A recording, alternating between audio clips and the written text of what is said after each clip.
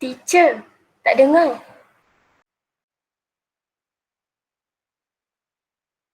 Teacher buka mic. Okay, sorry. Ni dengar tak? Dengar, teacher. Dengar. Okay. Sorry. Okay. Okay, so cikgu nak continue bab 6 ya. Alright. Cikgu share sekarang.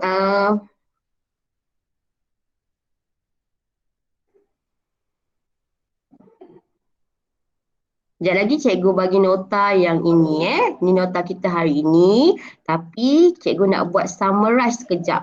Apa yang kita nak belajar hari ini dengan yang 2 minggu sebelum yang cikgu tunjuk video tu ya.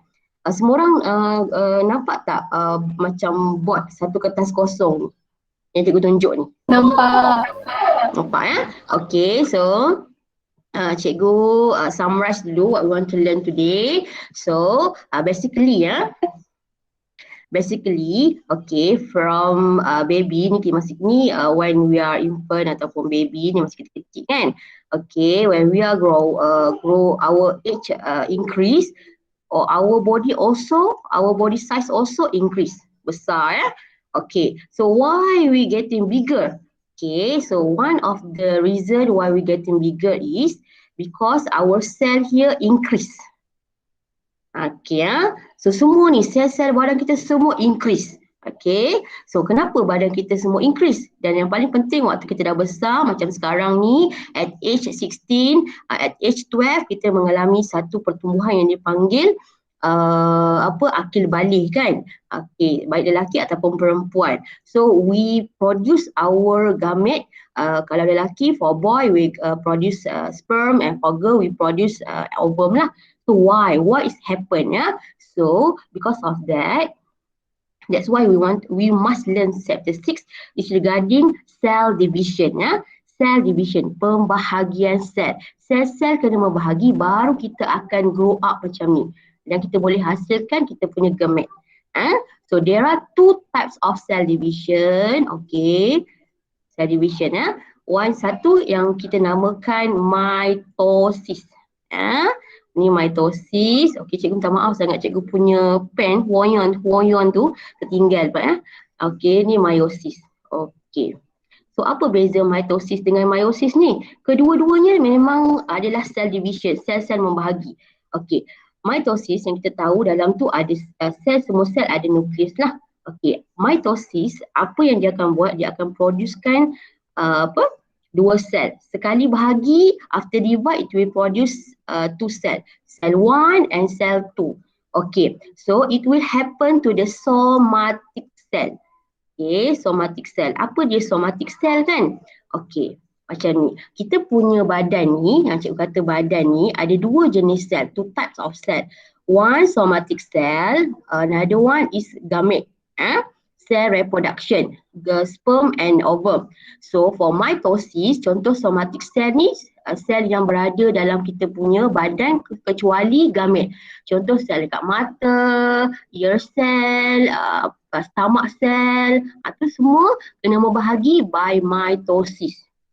Okey, untuk pengetahuan awak, sel-sel kita ni akan sentiasa mati. Waktu kita tidur, kalau kita lah ada mikroskop, kita ambil je sedikit habuk dekat kita punya katil, kita test bawah mikroskop, kita akan jumpa beribu-ribu sel yang mati. Dan dia mesti replace lah dengan sel baru. So, awak bayangkan malam tadi awak tidur, ada satu sel awak, kita ada trillion sel kan? Satu sel akan membahagi jadi 2. So, malam tadi membahagi, malam nanti dah terbentuk 2 sel. Ada yang tak lepas masuk? Ada yang tak masuk lagi? Tak masuk lagi macam mana? Diorang tak lepas masuk, diorang kata tunggu cikgu invite, kena cikgu approve. Ya? Sekejap cikgu buka Macam tak ada dah. Oh ya, sebab cikgu tukar tadi, cikgu bagi sekejap. Okey. Mana kita punya group?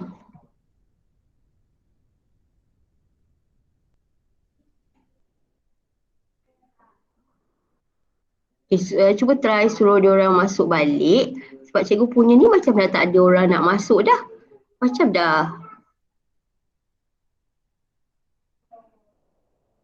Okey. Okey. Ada kawan dah. Sekejap ya, sorry ya. Wahara cikgu hari ni. Mute all. Okey, sorry. Admit. Okey. So, cikgu continue tadi ya. Okey, yang baru masuk tadi cikgu baru terang, kita nak membesar when we want to grow up. Okey, daripada kecil baby jadi nak jadi orang dewasa, kita memerlukan cell division. Sel-sel mesti membahagi. So ada dua jenis sel, satu somatic cell, satu lagi gamet. Okay, so semua orang cikgu percaya dah mengalami akhir balik, dah ada gamet masing-masing. So kena tahu macam mana gamet-gamet ni melakukan cell division ya. Okay, untuk mitosis tadi yang berlaku pada somatic cell, contohnya sel-sel kecuali gamet tadi lah, sel kat hidung, mata apa semua. So it will continue with the mitosis. So from one cell to become two cell. Contoh yang pertama, bila malam tadi awak membahagi sel, malam kejap lagi nanti kan 24 hours after this you will produce two cell. Awak akan grow up ya. So nak jadikan mitosis daripada satu sel menjadi dua sel ni ada 4 fasa. Okay, kalau perasan dekat buku teks tadi cikgu tunjuk. Okay, ada 4 fasa. Okay, yang dipanggil PAMAT ya. PMAT, PAMAT. Prophase, metaphase, anaphase, telophase. Hari ni cikgu nak cerita pasal dia punya dia punya gambaran sahaja ya. Okay, alright. So untuk meiosis pula, okay, kalau tadi mitosis hasilkan dua sel. Alright, dua sel. Okay, kalau untuk meiosis, ni meiosisnya yang terlibat dengan gamet tadi, ni gamet, okay, dia akan menghasilkan 4 daughter cell. 4 daughter cell. 4 cell. Sel anak dia dipanggil daughter cell ya. Okay, dalam biologi ni kelas, okay, semuanya menggunakan istilah untuk orang perempuan ya. Contoh kat sini, parent cell will produce daughter cell. Kita tak panggil son cell ya. Kita tak sedap kan. Kita akan panggil daughter cell, sel anak dalam bahasa Melayunya. Okay, tadi kalau mitosis iaitu somatic cell tadi, mitosis akan hasilkan dua sel. Tapi kalau gamet iaitu melalui meiosis, okay, cikgu minta maaf, memang bodoh betul cikgu tulisan ni. Meiosis, satu sel will produce 4 cell. Alright, sampai sekarang ni faham ke kelas? Boleh? Okay, good. So, after we complete our meiosis, okay, awak punya sel akan differentiate ya, melakukan pembezaan ataupun specialization. Jadilah sperm ataupun jadilah ovum. Itu hasil daripada meiosis. Alright. So, sebab itulah menjawab kenapa gamet-gamet kita banyak tapi yang perempuan sedikit. Sebab nantikan waktu untuk yang perempuan, okay, selepas selesai meiosis, 3 akan merosot. Hanya satu saja yang akan kekal. 3 yang merosot ni biasanya dia akan bagi nourishment kepada yang satu yang kekal tadi lah. Tapi kalau sperm 4 okey. Alright? Okey. So, tadi dalam sel tadi cikgu kata ada nukleus yang kita belajar hitam ni. Okey. So nukleus tu berbentuk hitam sebab dalam nukleus tu ada yang cikgu repeat sekali lagi. Okey, nukleus tu ada yang kita panggil kromosom. Kromosom. Okey. So kromosom inilah yang bawa kita punya genetik kita ya. So kalaulah hidung kita memang mancung, kalau melalui proses mitosis, sel kita tetap juga akan mancung. Sel tu tetap juga akan membentuk hidung yang mancung. Janganlah macam penyek-penyek macam tu kan. Okey. Tapi berbeza sikit dengan sperma. Sperma tu meiosis nanti cikgu terang ya. Okey. So, kalau kita tengok dekat buku teks, muka surat 100, ada 2 istilah kromosom ya. Okey. Pertama sekali, kromosom yang dalam nukleus ni ada yang single, ada yang berpasangan. Okay, So yang single ni kita panggil kromosom, yang berdua ni kita panggil homologous kromosom, berpasangan. Untuk yang single kromosom ni biasanya untuk proses mitosis alone sahaja ya, mitosis. Okey, kalau yang ni untuk meiosis. Kenapa berpasangan? Sebab satu pasangan daripada paternal, satu lagi pasangan daripada maternal. Sebab itulah sperma dengan ovum kita ni sebenarnya adalah gabungan daripada genetik ibu dan genetik bapa ya. Sebab tu kita punya muka ada iras-iras ayah, ada iras-iras ibu Okey, setakat ni faham ke? Faham ya? Kalau tak faham terus dia tanya soalan macam tadi ya. Cikgu tak dengar apa semua, bagi tahu kat cikgu ya. Cikgu belum lagi masuk slide kita sebab cikgu nak fahamkan basic dulu ya. Sebab ni benda baru, cikgu faham awak memang tak pernah belajar sebelum ni. Okey. So cikgu continue. Okay, untuk mitosis dahulu, kita dah tahu dalam mitosis ada nukleus dan ada kromosom. Mitosis sebelum nak jadi dua sel yang kita belajar tadi, akan ada satu proses iaitu cell cycle. Cikgu buka yang barulah. Yang ni kalau tengok kat buku teks awak, ada 1, 2, 3, mitosis sikit. Kita start dengan G1, S, G2, proses mitosis tadi dengan cytokinesis. Kenapa cikgu tak tunjuk slide cikgu? Sebab cikgu nak awak faham. Ni satu sel yang bakal mati tapi sempat membahagi, contoh sel rambut awak. Dia sempat membahagi menjadi dua. Sebelum nak jadi dua ni dia akan mengalami 3 fasa di sini yang kita panggil interface. Interface di antara mitosis tu ada interface, iaitu ada fasa G1, S dengan G2. G1 ni kat sini adalah cell to grow, and then masa cell to grow, awak belajar dulu dalam ni ada komponen contoh mitokondria, endoplasmic reticulum, semua tu terbentuk waktu ni mitokondria tu yang awak belajar macam ni, ada nukleus, semua terbentuk waktu ni.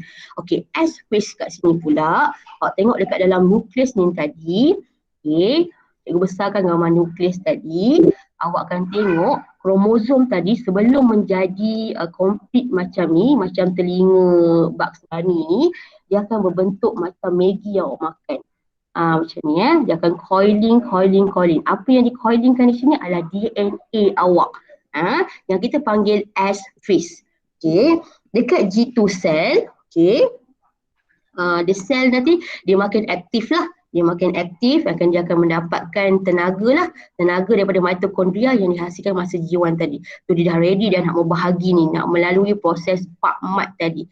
PMAT, PACMAT tadi so dah selesai PACMAT ni nanti, cikgu terus pergi pada proses PACMAT ni tadi. Ni cikgu punya slide. So interface G1, S, G2, sekarang nak masuk phase metaphase. Cell cycle. Ni cikgu revise lah sebab itu kita dah belajar sebenarnya, tapi cikgu tak pergi go further. Yang ni cikgu kata tadi kan, G1 ni, sorry.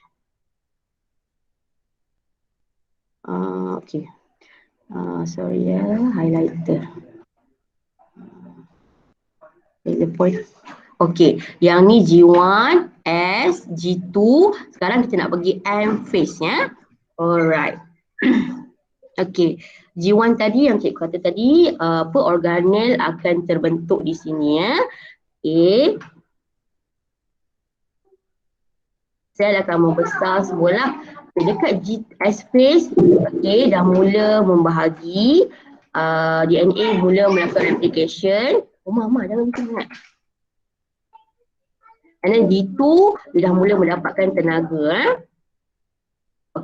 Sekarang cikgu nak pergi pada mitosis. Interface tadi G1, S, G2, prophase, pro metaphase ni. PACMAT prophase, metaphase, anaphase, telophase ya. Okey, apa yang berlaku sewaktu mitosis? Okey, kita boleh tengok satu-satu. Okey.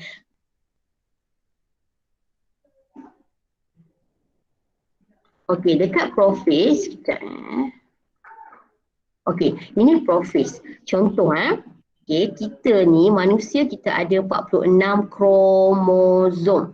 Okey, dalam kita punya sel kita ada nukleus, dalam ni ada 46 kromosom 46 kromosom, tapi dekat contoh buku teks ni dia bagi 4 saja kromosom.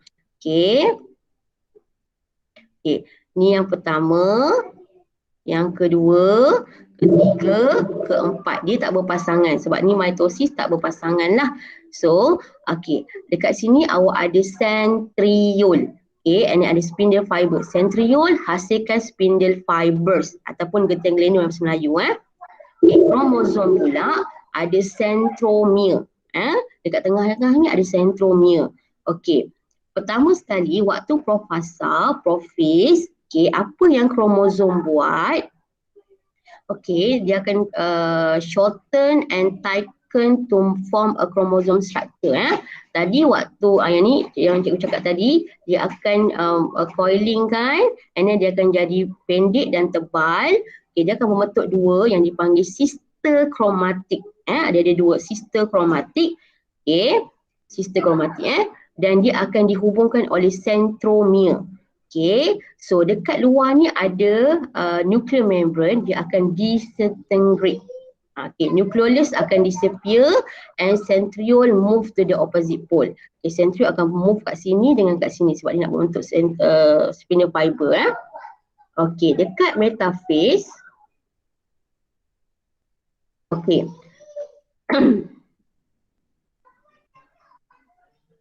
Sekejap cikgu selesaikan masalah di rumah sekejap.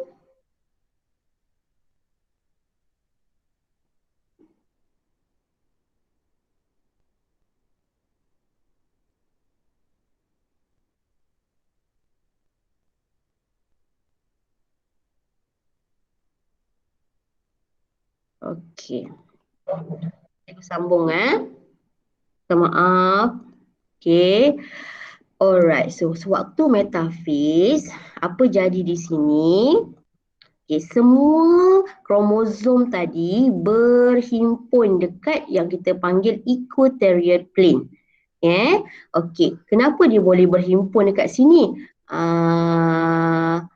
Become align. Dia align dekat equatorial plane. Ada garis yang putus-putus kat sini.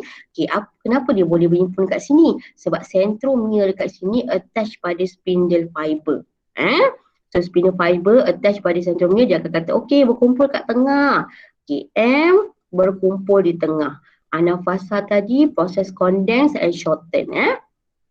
Okay, untuk anaphasa anaphasa kita akan tengok okay, centromere tadi yang tengah-tengah ni, centromere ni dia akan tarik sistochromatic ni, tarik pergi ke spindle, tarik ke centriole pergi ke opposite pole. Masing-masing menuju ke sini.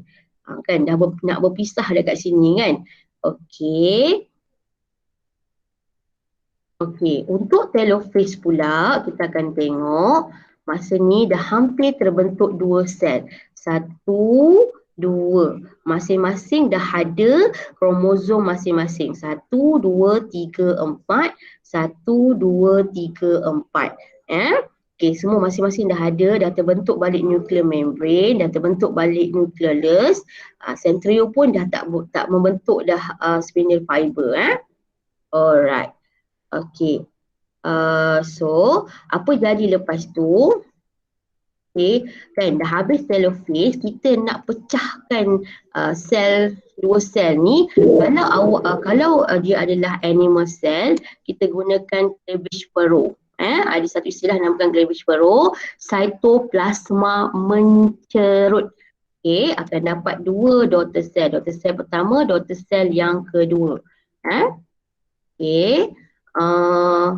Tapi kalau sel tumbuhan, plant cell, memandangkan dia tak ada cytoplasma dia ada tapi dia tak gunakan cytoplasma dia, apa yang dia buat, dia akan gunakan vesicles dia, dia akan gabung vesicle, dia akan bentuk cell plates. Kita panggil cell plate di sini, dia akan membentuk new cell wall. Nanti dapatlah dua sel yang baru. Setakat ni faham ke kelas? Faham, cikgu. Faham. Okey. Good.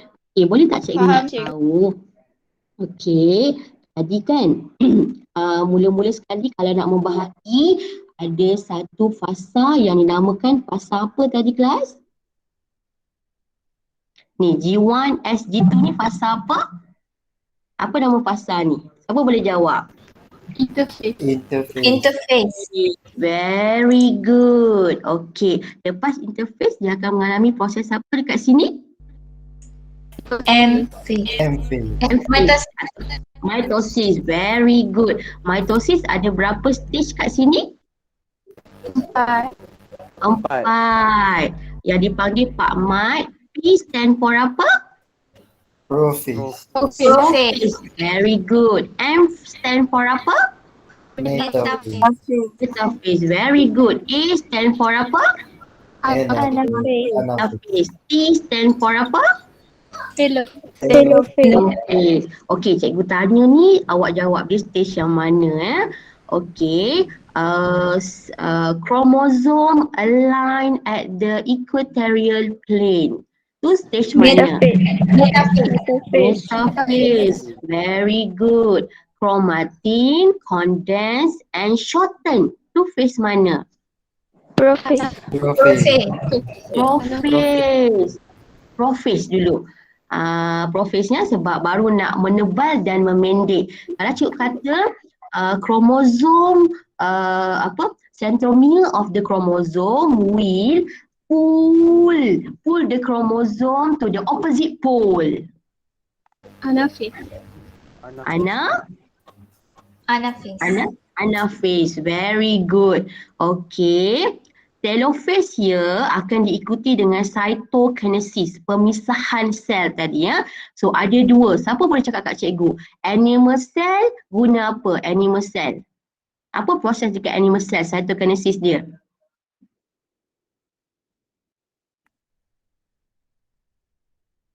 Animal cell, sel haiwan dia akan cerutkan cytoplasma. Tu nama dia apa?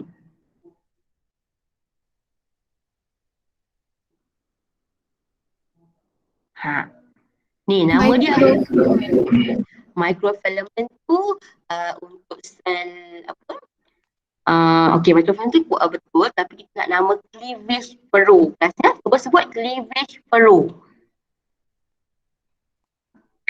Sebut kelas cleavage furrow. Cleavage furrow. Very good. Okey, untuk cytokinesis bagi sel tumbuhan, kita panggil dia cell plate. Sebut cell plate. Cell plate. Okey, very good. Okey, walaupun dah tengah hari macam ni, awak still semangat. Very good ya. Okey, satu lagi cikgu nak ajar. Meiosis mungkin cikgu ajar next class lah. Okey, satu lagi sebelum kita nak berakhir mitosis ni. Okey. Alright tadi cikgu kata mitosis akan hasilkan dua sel. Okey, dalam dua daughter cell. Dalam mitosis tadi ada yang kita panggil daughter chromosome ya. Okey, dalam sel ni cikgu ada contohnya 4 daughter chromosome. Contoh kalau 4 ni mungkin ikan kot. Okey. Tengok ya, ini dipanggil sel. Dalam ni ada kromosom, kita panggil daughter kromosom kromosom yang nak hasilkan berapa daughter kromosom. Okey, kalau kat sini 4 daughter kromosom, 4 kromosom. Okey, apabila selesai membahagi mitosis, awak rasa dekat daughter cell ni ada berapa kromosom dalam dia? 4. Very good. Mesti sama juga 4. Satu untuk sel pertama dengan juga untuk sel yang kedua. Kedua-duanya mesti 4 sama. Okey, berbeza dengan meiosis. Jadi cikgu kata meiosis daripada satu sel akan hasilkan berapa daughter cell? Cikgu buat berapa ni? 4. Very good. 4 daughter cell. Okey. Kalaulah cikgu mula dengan 4 sel dekat sini, 4 kromosom. Okay, 4 chromosome here. Anybody can tell me how many chromosome inside the daughter cell for meiosis? 2. Dia mesti 2. Very good. Dia mesti half. So semua akan dapat 2. 2 ya. Okey. Cikgu cuba cepatkan sikit lukisan. Okey. Semua akan dapat 2. So bayangkan sperma awak tadi, sperm ataupun ovum awak tadi, kalaulah manusia ni ada 46 kromosom, so setiap sperma will get berapa kromosom? 23. 23, very good. So semua orang akan bawa 23 kromosom. Okey, baik sperma ataupun ovum. Okey, so macam mana? Half ni kita panggil haploid. Separuh dalam istilah mitosis kita panggil haploid. Kalau sel mata kita, awak rasa berapa kromosom? Our eye, our ear, our rambut. How many chromosome there? 46. 46 kromosom. Very good. So it means that you understand ya. Kalau somatic cell jumlahnya adalah diploid ataupun sama ya dengan parents, induk parent cell ya. Okey, sebab itulah kelas at the end nanti satu ovum yang 23 kromosom bersenyawa, fertilized with the sperm 23 chromosome, it will produce 46, iaitu manusia. That's why kita tak boleh nak berfertilization. Contoh cikgu ambil kita manusia 23 kan, kita ambil beruang lah, usus-usus ya. Usus-usus dia punya kromosom ada 78. 78 maksudnya dekat gamit dia ada berapa ya? 78 bahagi 2? 39. Oh, very good. 39.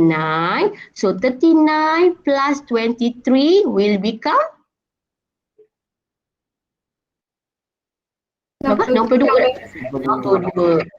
62 kromosom. So anak awak tak akan dapat manusia begini. Kemungkinan anak awak akan dapat manusia tapi dia ada dia ada sifat-sifat beruang dekat mana-mana lah.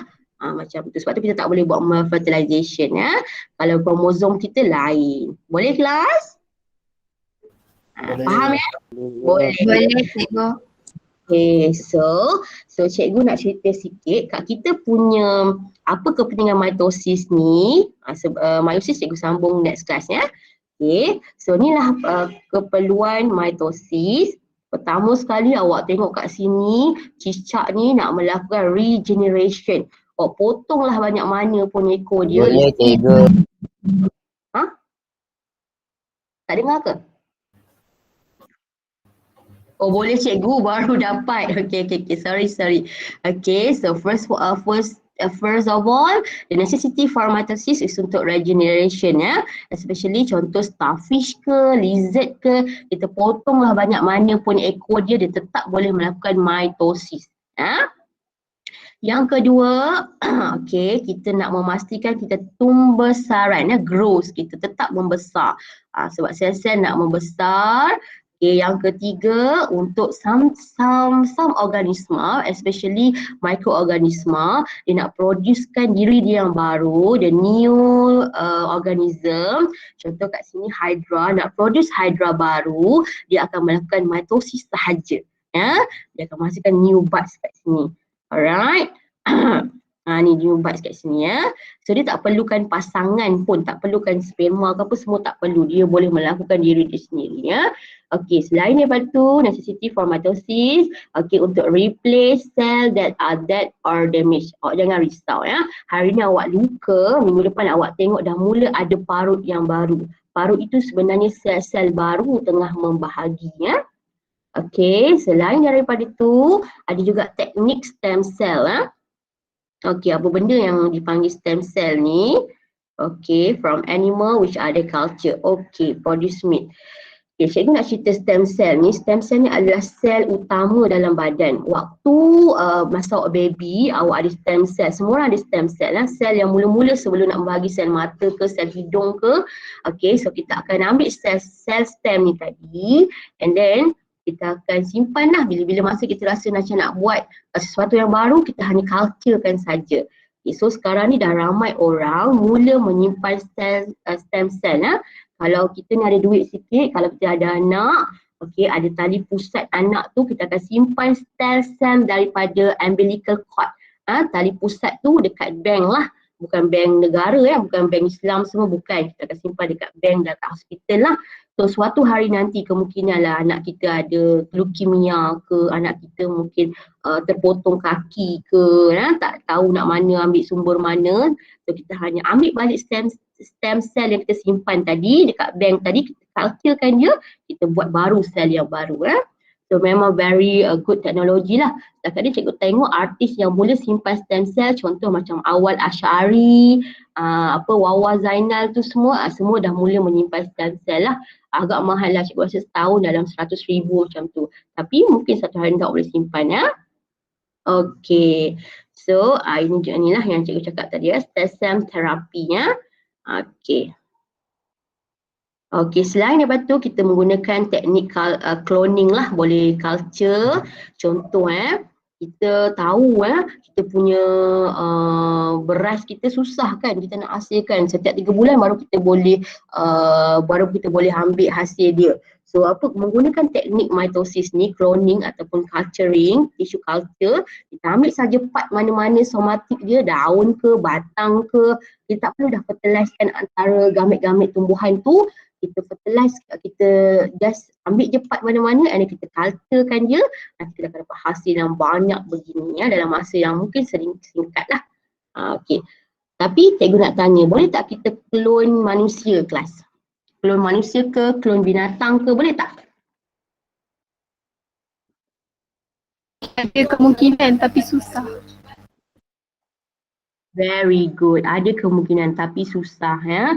So organisme pertama yang berjaya diklonkan adalah Dolly ya. Dolly tu kambing biri-biri.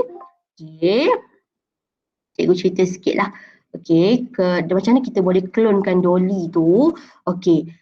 Ibu Dolly hanya menyumbangkan telur dia yang ada nukleus kan. Okay, nanti kita akan buang nukleus tu, kita hanya ambil telur yang kosong sahaja.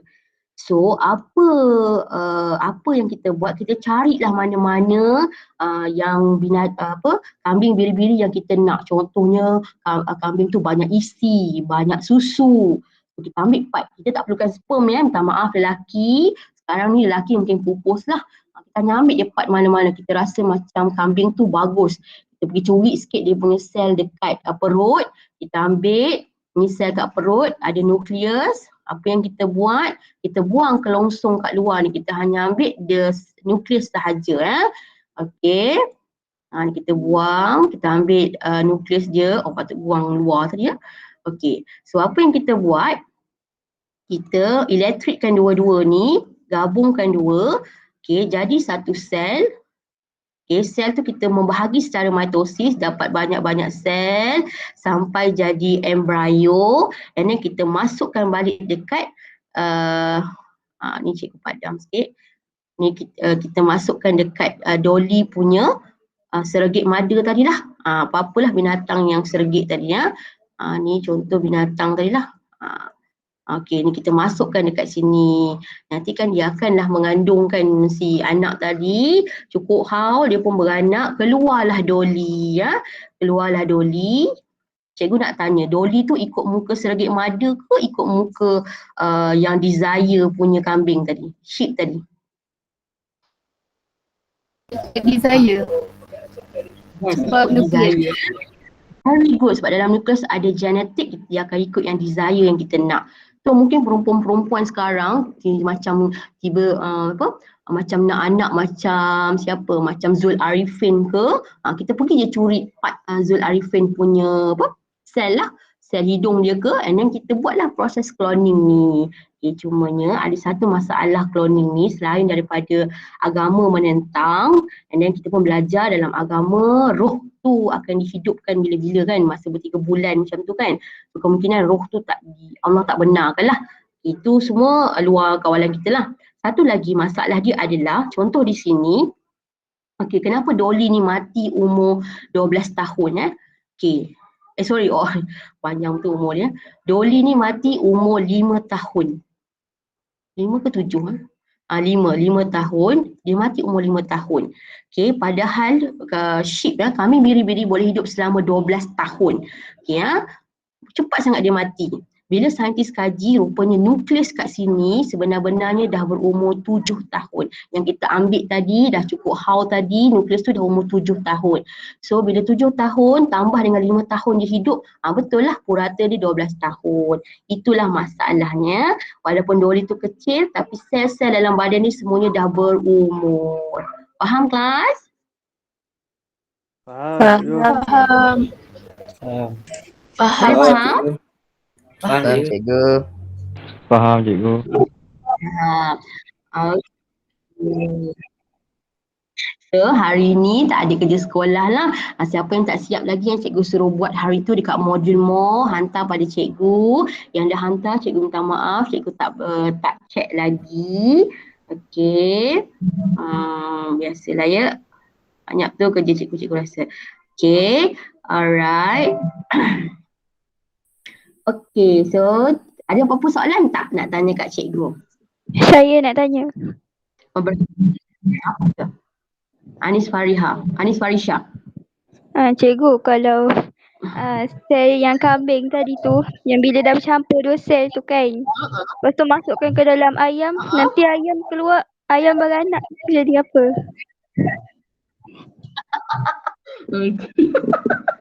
Okey, kita kena ingat soalan tu quite an interesting question. Kita kena ingat nukleus tadi kan ada maklumat genetik. Kalau kita masukkan dekat haiwan lain, tak dapatlah membiak sebab genetik dia berlainan. So dia kena juga spesies yang sama. Sebab tu maksud spesies adalah organisma yang sama yang boleh breeding, yang boleh melakukan pembiakan. So mesti organisma yang sama. Memang ada orang try, memang ada saintis try. Tapi cikgu pernah baca satu jurnal ni. Jurnal ke cikgu tengok cerita je? Masa cikgu tengok cerita kot.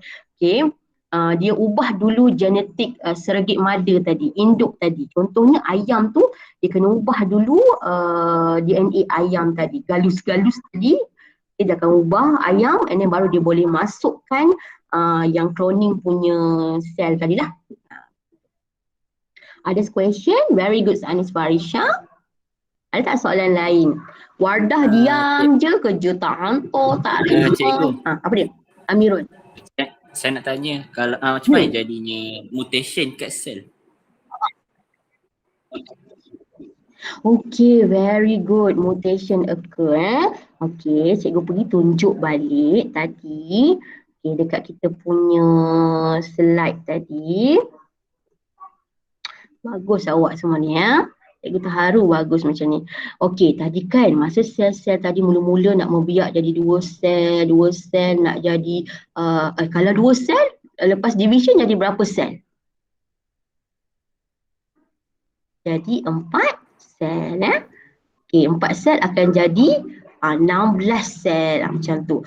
Tiba-tiba satu hari cikgu kata dekat awak, semua orang, Amirul and the gang, pergi berjemur kat tengah panas. Okay, make sure dalam tempoh, masa tu pukul 12 tengah hari macam ni cikgu nak awak berjemur dalam tempoh 3 jam lah awak pun berjemur lah. So excess UV daripada sunlight tadi will satu elemen mutation adalah daripada excess UV Apa jadi di sini, sel-sel yang elok membahagi 1 jadi 2, 2 jadi 4, 4 jadi 16, jadi kemungkinan ada yang akan extra akan jadi cepat sebab ada mutation yang masuk, UV ray ke ataupun carcinogenic ke, apa jadi sel-sel awak akan cepat-cepat membahagi ataupun ada juga kemungkinan sel awak langsung tak membahagi, elok-elok satu-satulah kekal.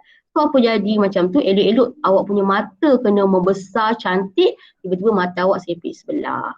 Itulah dinamakan mutated. So apa yang dirisaukan oleh government sekarang ni kelas, kemungkinan bukan government dulu, cikgu bagi pro-vaksin dulu, anti-vaksin dulu. Kenapa anti-vaksin risau sangat benda ni berlaku? Kemungkinan kenapa dia anti-vaksin? Kemungkinan vaksin yang diberi tu boleh mengakibatkan sel-sel bermutated. Sebenarnya ada klinikal dia dah membuktikan. Cuma tak nampak lagi sekarang. And then apa yang government risau sekarang? Pemakanan kita.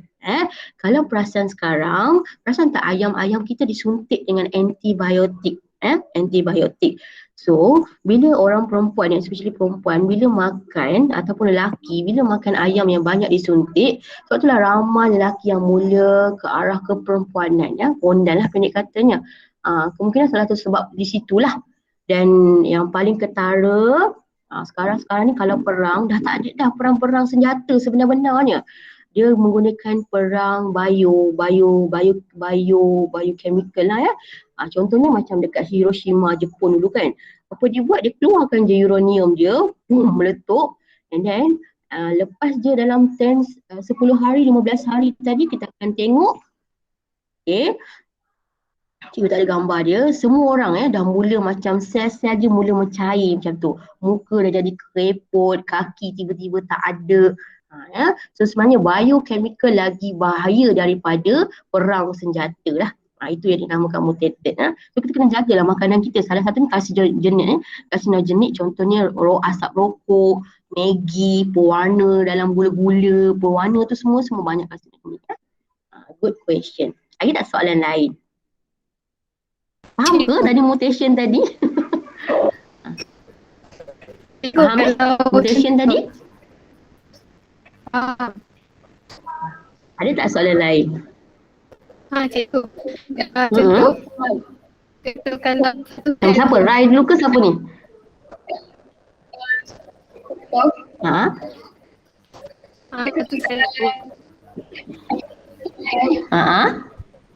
Dia dibagi.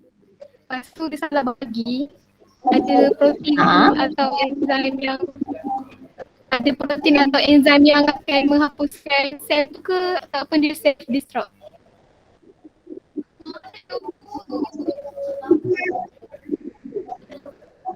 Rai, ulang balik soalan Rai, cikgu tak dengar.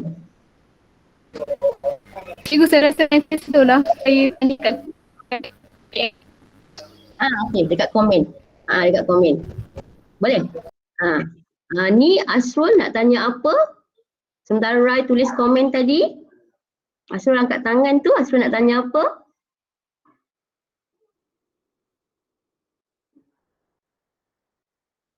Asrul? Terus saja angkat tangan. Siapa nak tanya lagi? Ada tak nak tanya?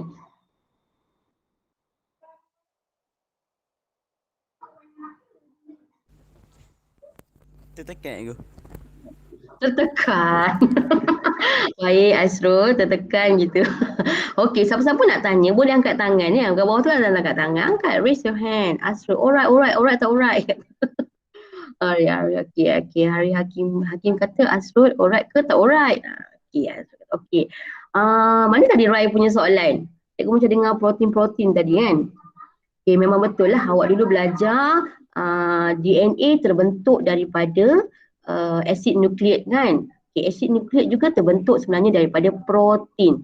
Kalau protein dah interrupt, mutation tadi interrupt protein, automatik lah dia akan interrupt sekali asid nukleat, automatik lah DNA pun akan interrupt. So berubahlah awak menjadi mutated. Cuma cerita Spiderman, cerita Cicak Man semua tu sebenarnya betul. Kalau ikut logiknya betul. Tapi kita masih lagi terkawal lah kita punya mutated kita ni, tapi kita tak tahu kan underground punya kat mana-mana China, kita tak tahu. Tapi sekarang masih terkawal lagi lah, walaupun kita kena gigit apa-apa semua, gigit ular apa semua, kita tak jadi ular lagi lah. Begitu Ada soalan lain?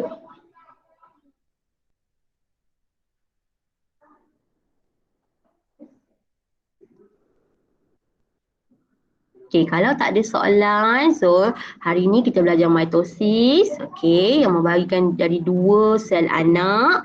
Dalam satu sel anak tu ada daughter kromosom, daughter cell, daughter kromosom, sejumlahnya masih sama, daughter kromosom. Kalau 4 daughter kromosom, daughter cell should also have 4 daughter kromosom, yang kita panggil diploid. Dia berbeza dengan meiosis, half, haploid. So there are 4 stages in mitotic phase. Sebelum nak pergi M phase tu ada 3 lagi fasa dinamakan interphase, G1, S dengan G2 barulah M phase dengan cytokinesis. Cytokinesis ada 2, satu cleavage furrow, satu lagi cell plate. Cikgu rasa that's all for today. Kalau ada question, tak faham ke apa, nanti tanya dalam grup. And then make sure siapkan modul more tadi untuk bahagian mitosis ni daripada awal sampai mitosis. Kita akan proceed next class untuk meiosis. Kelas. Assalamualaikum. Terima kasih. Cikgu ambil gambar mana yang ada ya. Siapa berhati, bukalah kamera. Thank you class. Terima kasih Cikgu. Terima kasih cikgu. Alright. Terima kasih Cikgu. Ya Cikgu. Thank you, teacher. Bye Cikgu. Terima kasih Cikgu. Apa Ikman nak buka kamera? Iman. Terima kasih, cikgu. Iman kata nak Alright. Cikgu start record kat sini ya.